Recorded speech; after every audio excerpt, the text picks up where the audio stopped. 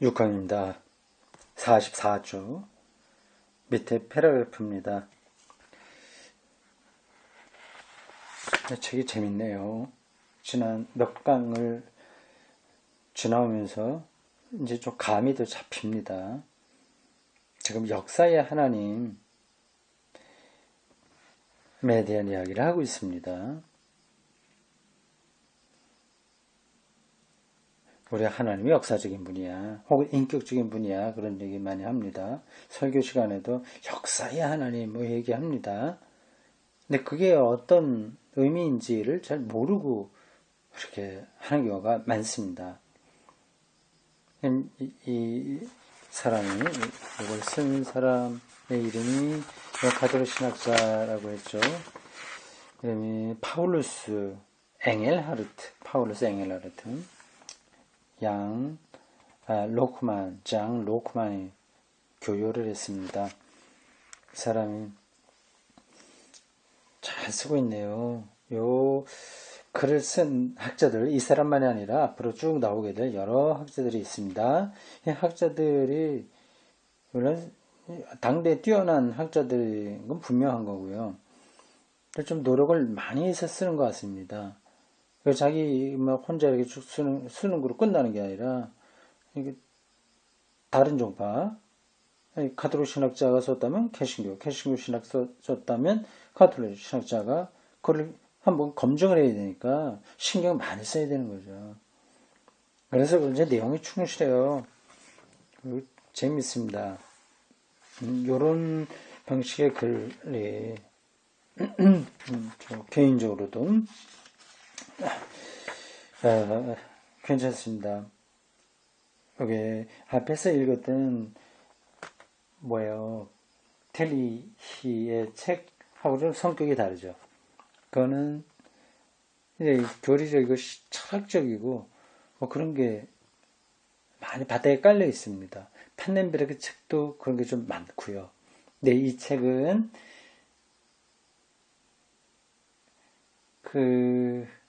조금만 읽어서 제가 다 확실하게 말할 수는 없지만, 근데 이 기본 출발이 이렇다면 다른 것도 다 이런 구도로 기록됐을 거라고 예상이 돼요.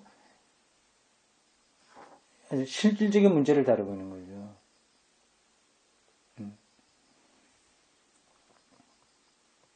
실질적인 문제라고 하는 말로 딱 떨어지는 건 아닌데, 뭐라고 표현해야 될까요?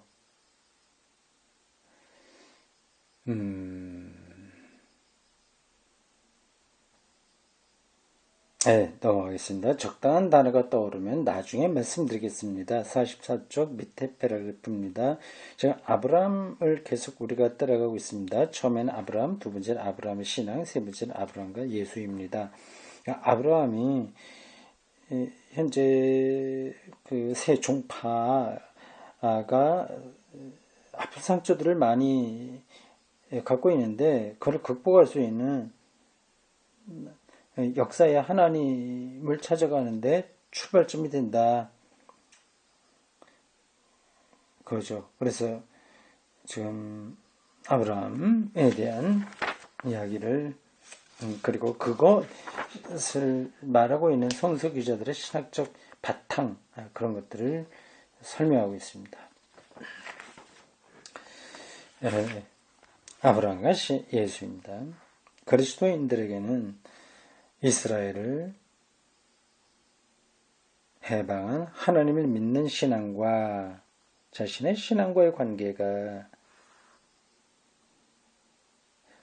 아브라함의 하나님이며 아브라함의 자손이며, 제가 잠깐 다른 생각을 했더니 단어를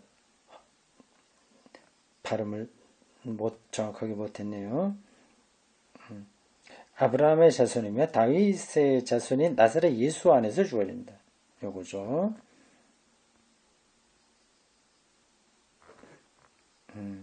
나사렛 예수가 매개체이죠.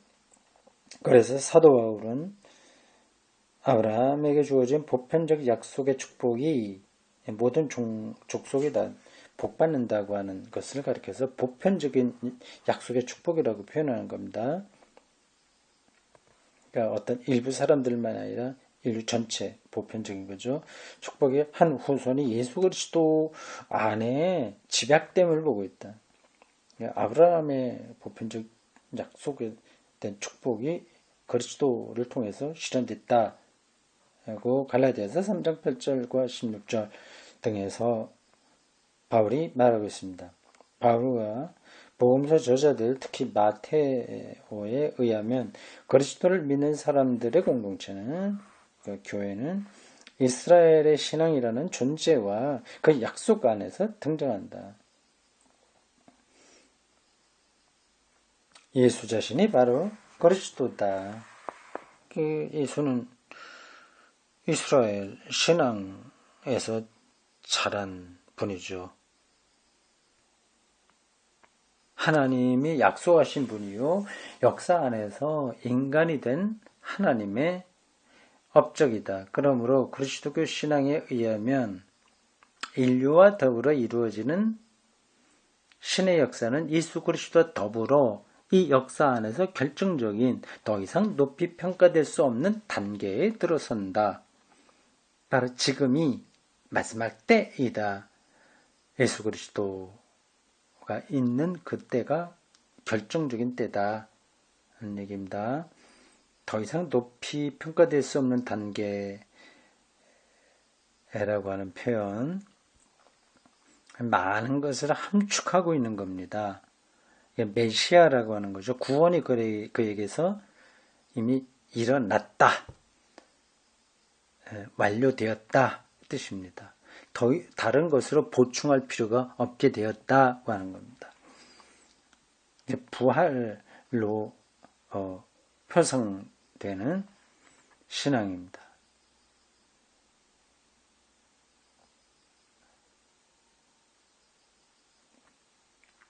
전통신학에서는 그리스도교 신앙의 이 기본 명제를 전개하여 신의 계시는 신약성서에서 그리스도 사건이 전해짐으로써 완결되었다고 하는 데까지 이른다. 하나님이 예수에게서 확정됐다고 얘기합니다. 그리스도의 얼굴에 빛나는 하나님의 영광을 아는 지혜를 우리가 얻었다고 하는 바울의 표현들이 다 그걸 가리킵니다. 이런 생각은 어디까지나 계시를 특별한 문장으로 정립될 수 있는 인식 내용의 전달로서 이해하는 한에서만 의미가 있다. 그렇죠. 그 안에서 의미가 있는 거죠. 실제로 구원이 완성된 건 아니니까요. 억울한 사람은 계속 억울한 일을 당하죠. 무죄한 자의 고난도 여전하고요. 알 수 없는 불행들 끊이지 않습니다. 예수가 왔다 가도 여전히 세상은 달라진 게 없습니다. 이렇게 이해하면 확실히 예수는 최종 확정적인 내용으로서의 그리스도이다. 계시가 예수에게 완성됐다고 하는 점에서 보면 예수가 그리스도다. 그 말은 되는 겁니다. 물론 이 내용은 신앙의 숙고에 의해서 계속 또 밝혀져야 하는 것이지만 그렇다고 해서 거기에 새로운 내용이 첨가되는 것은 아니다. 바로 말씀이 할 말은 다 해둔 것이다. 예수가 그리스도라고 하는 것은 분명하다 겁니다. 물론 여기에 더 많은 해석이 필요하나 성경이 이미 그것을 확증해 놓았다 하는 거고요. 그걸 이 저자도 동의하는 겁니다. 신학자니까 당연히 동의해야 되는 거겠죠.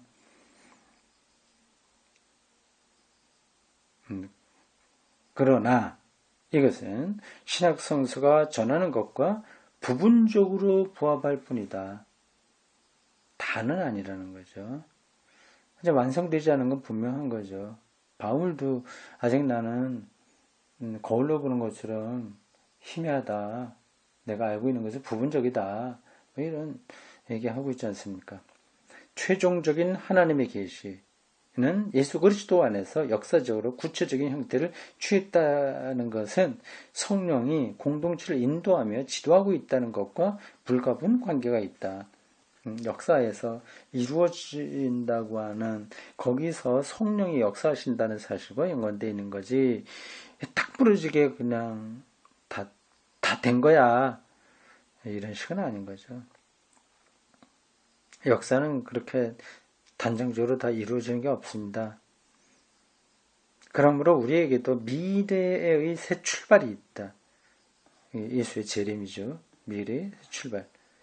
예수 그리스도 이래로 역사는 이미 출발한 마지막 때의 전조 아래 자리하고 있다. 예수 그리스도에 의해서 정말 마지막 때 완성되는 그런 때의 전조가 지금 우리 역사 안에 벌어지고 있다. 그렇죠. 조금 까다로운 표현인데, 그걸 이제 독일 그 당시 신학자들은 중간 시대, 찌비신텐 짜이텐 그렇게 표현했습니다. 완성과 아직 완성되지 않은 현실의 그 중간 시대를 우리가 살고 있는 거죠. 우리는 이제 비로소 완성을 마주하고 있다. 종말이죠. 완성이라고 하는 것은. 예수 그리스도에 의해서 그 완성을 마주하게 된 거죠. 일방적으로 완결된 계시만을 내세우는 견지는 신앙의 본질마저 위험에 빠뜨릴 오해의 우려가 있다고 하지 않을 수 없다. 계시가 끝났다 이거를 그런 관점은 신앙의 본질, 기독교 신앙의 본질도 위험스럽게 만든다는 겁니다. 이런 가능성은 실제로 교회사와 신학사상으로 또 간접적으로는 그리스도교의 범위 밖에서도 이 완성된 계시를 깨뜨리고 그야말로 새로운 신의 행동을 기대해보고 싶은 유혹으로 나타난 바가 있다. 예컨대 알렉산드리아의 교부들 클레멘스와 오르게네스는 성령이 충만한 그리스도교적 그노시스를 추구했다. 그노시스, 영지를 가리켜요. 비밀스러운 지식입니다. 상례적인 계시 전통에 호소하는 형상에 사로잡힌 신앙을 타파하고 진정한 시야를 얻자는 것이다. 중세에도 성령의 통치라는 제3의 시대가 와서 구세사 구원의 역사 결정적인 신기원을 이루리라는 생각들을 해냈다. 그 종말의 완성된 그 시대를 인내심을 갖고 기다리지 못하니까 이미 됐다, 완성됐다, 끝났다 그렇게 보려고 하는 시도가 그리스도의 역사에서 종종 나타났다는 겁니다. 그건 뭐 그노시스 이런 식으로 나타나기도 하고 몇 가지 뭐 제3시대 그 시작됐다고도 말을 하고요. 우리나라 같은 경우에는 다미 선교의 그런 시한부 종말론 뭐 그런 것들이 다 그겁니다. 이 현실을 견뎌내지 못하는 거예요. 그리고 많은 사람들이 아시시의 성 프란체스코가 바로 그 시대를 알리는 사자라고 보았다. 19세기와 20세기에는 쉘링과 러시아 종교학자들이 성부의 지배, 성자의 지배, 성령의 지배라는 3분법을 이어받았고 헤겔이 자기 철학을 그리스도교의 역사의 완성이라고 생각했으며 마르크스가 최후의 사회상을, 니체가 초인을, 야르드 샤르댕이 영계 건설을 예고하는가 하면 하이데거는 성자로서의 존재의 도래에서 구원을 기대했다. 하이데거도 이런 얘기를 했어요. 성자로서의 존재를 성령으로 성자로 본다는 건데 이건 복잡하니까 넘어가죠. 근데 이렇게 하이데거가 말했다는 건 처음 제가 봅니다. 근데 말할 수 있는 개연성은 있죠. 존재가 그만큼 포괄적인 의미니까요. The sign as the 하일리게 성자로서의 the sign, 존재입니다. 이런 것들이 종말의 완성, 그거를 역사 안에서 완성된 것을 보려고 했었던 시도다. 그런 설명이죠.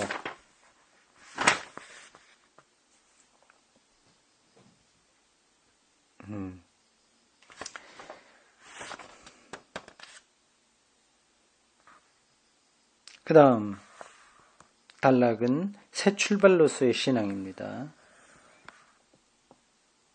새 출발. 예. 완성됐으니 이거야 하는 딱 거기에 정주하는 게 아니라 다시 출발하는 것. 불안하지만 또 가는 것.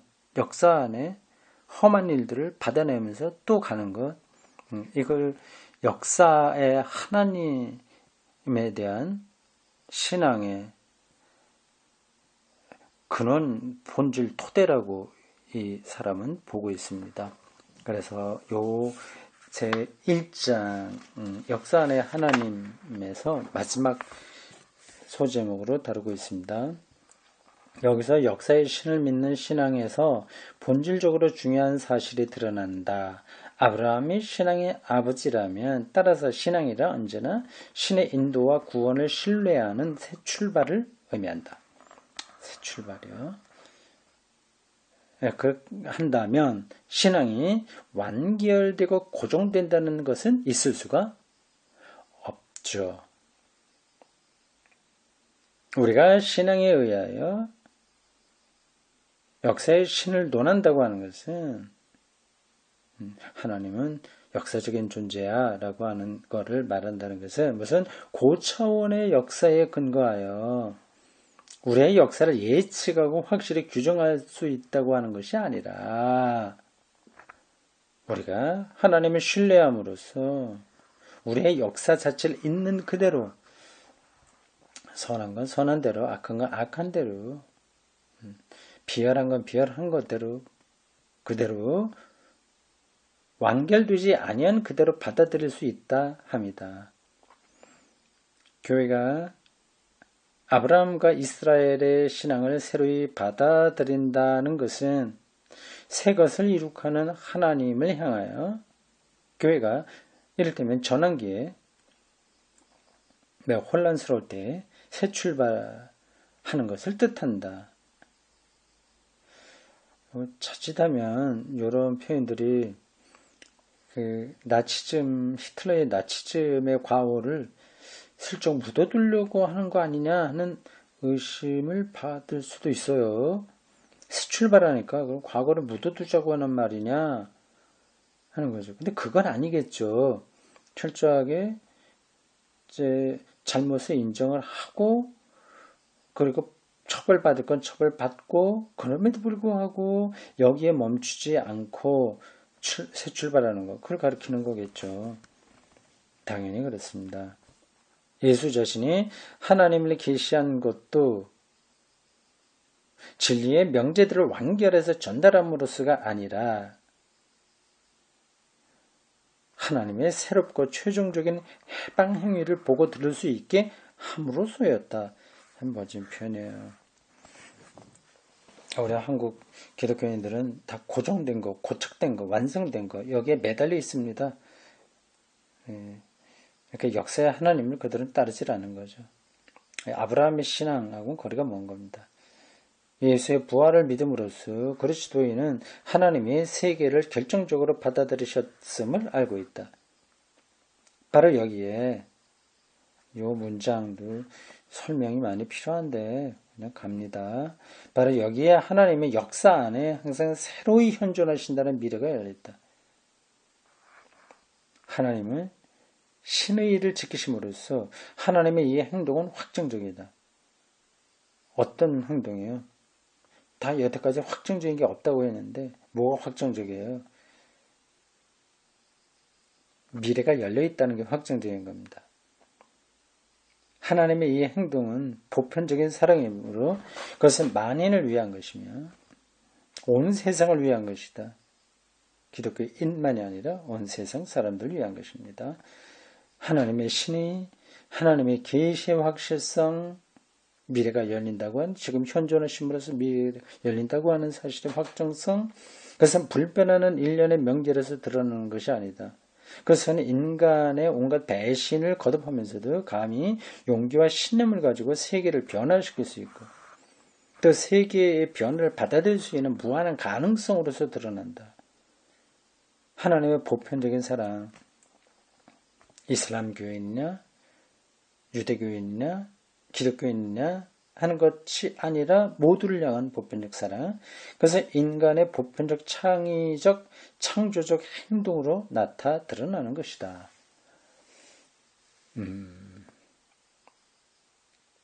네, 여기까지 다 동의합니다. 동의하는 것만이 아니라 좀 감동적이네요. 어떤 기독교 신앙의 한 부분이 환하게 좀 드러나는 느낌이 듭니다. 오늘의 신앙은 그러면 아브라함의 신뢰심을 가지고 어떤 미래를 향하여 새 출발을 할 것인가? 오늘의 신앙은 지금 여기서 오늘의 신앙은 어떤 새 것을 이룩하는 하나님의 뜻이 이루어질 여지를 마련할 것인가? 이런 새 출발의 양상을 보여주는 신뢰들은 이미 신약성서 자체에도 있다. 예컨대 그리스도께서 곧 재림하리라는 기대가 충족되지 않아 분명해지자 유명한 예수 재림의 지연을 가리킵니다. 이런 새로운 문제로 인해서 그리스도에 대한 체험의 해석이 새로운 양상을 띠게 되었다. 자기들이 살아있을 때 예수가 재림할 거라고 예상했는데 그게 안 되니 예수 그리스도에 대한 해석이 새롭게 나타났다는 겁니다. 그러나 한편 오늘의 우리에게 그러니까 교회가 예수 그리스도의 재림이다 뭐 그렇게도 말하기도 했습니다. 그러나 한편 오늘의 우리에게 결정적으로 중요한 문제들은 성서 저자들의 안중에 없었고 고대 교회에도 별로 고려한 바가 없다. 그런 게 지금 우리가 살고 있는 이 세계 역사 안에 산적해 있는 거죠. 성서 안에서는 없었던 문제들입니다. 많죠. 예컨대 정치 권력과 관련된 그리스도인의 책임 문제는 로마 제국의 소수자에 불과했던 당시 그리스도인들에게는 이에 대해서 나중에 더 자세히 볼 것인데 문제가 되지 않았다. 정치 권력과 관련 그리스도인의 책임 문제, 정치 권력 이런 것에서는 뭐 일부만 관계되지 중요하지 않았습니다. 또 비그리스도교 철학과의 대화에 대해서도 초대 그리스도인 공동체는 언어와 윤리 행동에 대한 통속 철학의 영향을 제외하고는 아는 바가 없었다. 그런 건 말할 필요가 없는 거죠. 아는 게 없으니까 말할 것도 없습니다. 과학, 기술이나 권력 구조나 정치적 자유를 위한 투쟁 등 근대의 결정적 중대 문제들도 전혀 생각한 바가 없었다. 그렇죠. 2000년 전 그 당시에 초기독교인들이 세계 정치 중심 무대에 있었던 것도 아니고요. 아니, 그런 게 없었습니다. 이런 문제들에 대해서는 성서를 인용한다 하여 실은 아무 대답도 되지 않는 개개의 표현들이나 되풀이하는 것만으로 해결될 수 없다. 오늘의 문제는 성경 구절을 몇 가지 끌어온다고 해서 해결되는 게 아닌 겁니다. 그렇게 해보아야 대개는 종래 경험이 증명하듯이 부정적인 결과가 나올 뿐이다. 히틀러 나치즘을 옹호하는 바 어용적인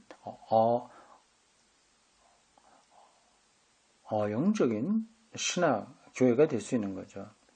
그보다는 성서가 전하는 중심 내용을 새로이 이해하고 그것이 우리 자신의 시대와 문제에 어떤 의미가 있는가를 물어봐야 된다. 해석학인 거죠. 성경을 인용하는 게 문제가 아니라, 중요한 게 아니라, 그 시각으로 오늘의 문제를 볼 수 있어야 되는 겁니다.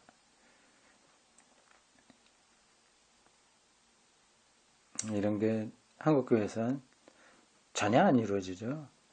참, 뭐라고 해야 될까요? 아주 미숙한 거죠, 신앙에서.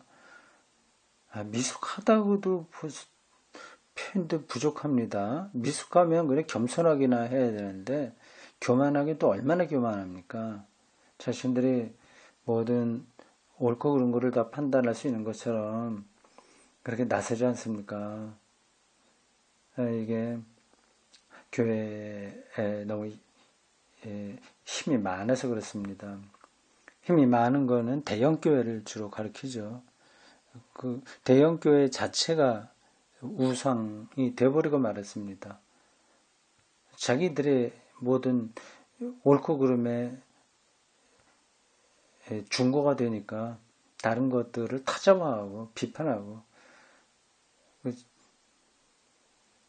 그렇게 하죠.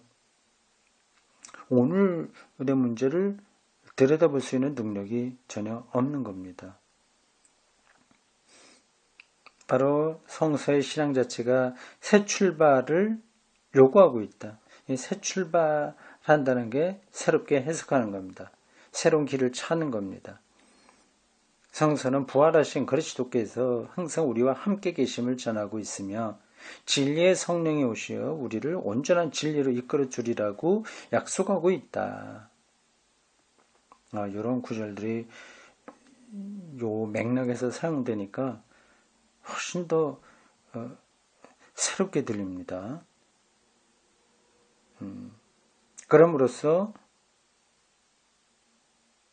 온 역사는 훌륭한 의미가 있다는 것을 우리 자신의 신앙에 의지하여 수행하는 역사 안의 행동이 겉으로는 아주 허사로 보이나 아무리 해도 세상이 안 변하니까 에이구 소용없다 허사로 보이나 허사가 아니라는 것을 우리 모두에게 미리 보장해주고 있다.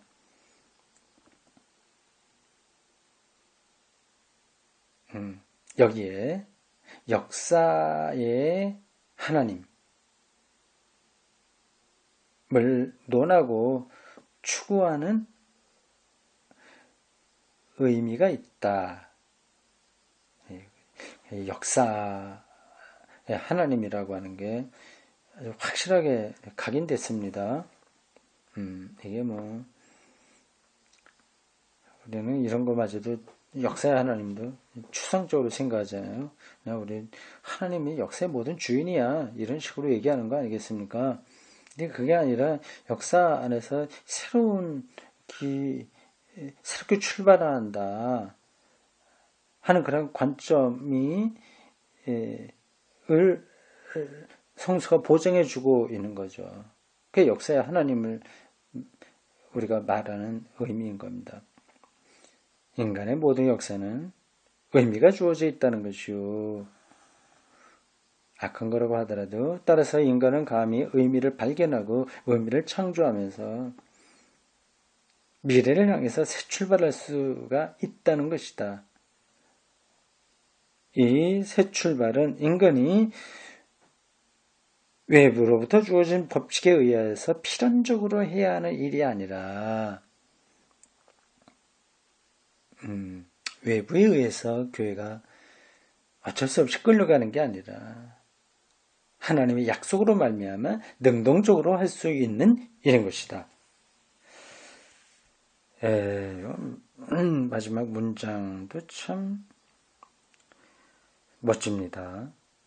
꼭 필요한 한국교회에 필요한 거고요. 어쩔 수 없이 뒤따라가는 게 아니라 능동적으로 하나님의 약속에 따라서 가는 거예요. 근데 지금은 한국교회는 필연적으로 세상에 주어진 법칙에 의해서 끌려가는 정도가 아니라 끌려가지도 않죠. 그냥 역사를 뒤로 끌어내려고 바짓가랑이를 잡고 있는 중입니다.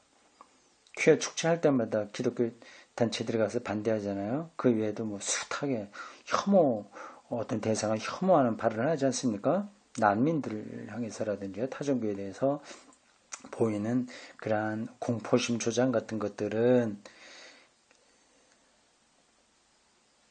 새 출발하는 역사의 바짓가랑이를 들고 이제 진흙탕에 구르는 거하고 똑같습니다. 그러니까 이게 어느 정도가 아니라 너무 멀었습니다. 그냥 철부지 정도가 아니라 조폭과 비슷한 행태를 보이고 있는 겁니다.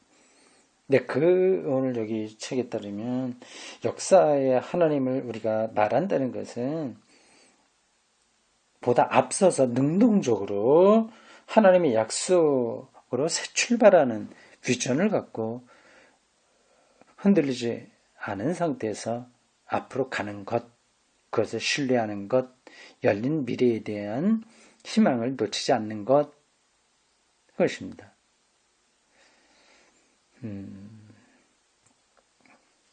네, 오늘 여기까지 하겠습니다. 수고했습니다.